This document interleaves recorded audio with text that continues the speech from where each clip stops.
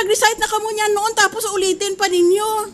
Eh, yun lang eh, parang kahirap-hirap ninyo. Ay, sus Mariusep, where are your neurons? Where are your synapses? Your brains are very, very dark. You know, when you use our brains, the electrical impulses from one neuron jumps to another neuron. That is called a brain activity or a brain wave. Ngayon, kung may brain wave ka, lahat ng utak mo, kumikislap. It's entirely lighted. Ngayon, kung madilim na madilim ang utak mo, your neurons are not working. You are flatlined. Meaning to say, hindi ba? Kung buhay pa ang pasyente, naka-jump up and down ng kanyang recording instrument, pero kung namatay na, nag-flatline na. O, yan ang nangyari sa inyo. Nagpa-flatline na kayo. I am, please, appealing to you. Can you please prepare on the rules of court? I'm very underwhelmed by all this debate about how many days to give. Dapat ngayon pa lang, anda na kayo. Wah! Part 2. I'm reading from your complaint.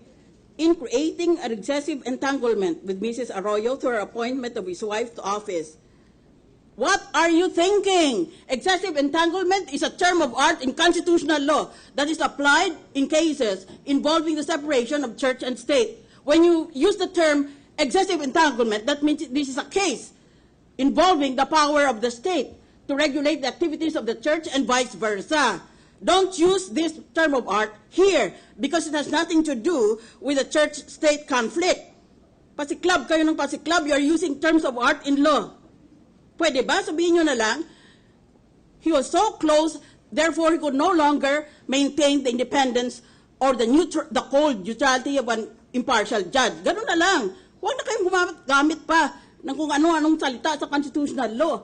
Hindi tayo maintindihan pag tatawanan tayo ng mga students of constitutional law and all tripartite democracies like ours. Pag may term of art, huwag mong gamitin yan. Kung hindi ka sigurado kung anong meaning yan. Kaya tayo tumatagal dito eh. This is all taking a toll on my physical condition. I have to make that of record.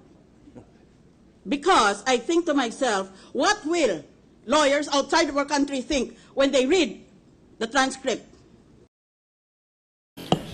Mr. Witness, under the rules of evidence, a witness is a person who perceives, meaning to say, through his five senses, and perceiving can make known his perception to others. That is the minimum requirement for a witness, that you were personally present and saw with some at least of your five senses what was taking place at the scene of the crime.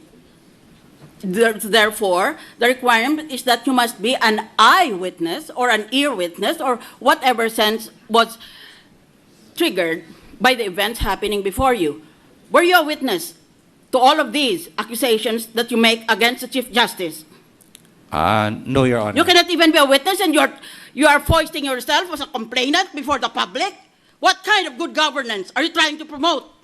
You're acting on anonymous sources. Every time there is something that requires identification of the source, the prosecution says there is no source.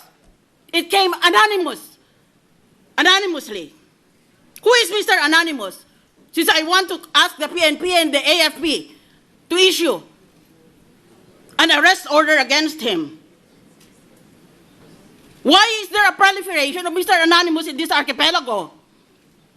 And you're head of something that promotes good governance? That's your idea of good governance? You act on anonymous complaints? You don't even bother to examine for yourself using your own brains whether these complaints are fair or not?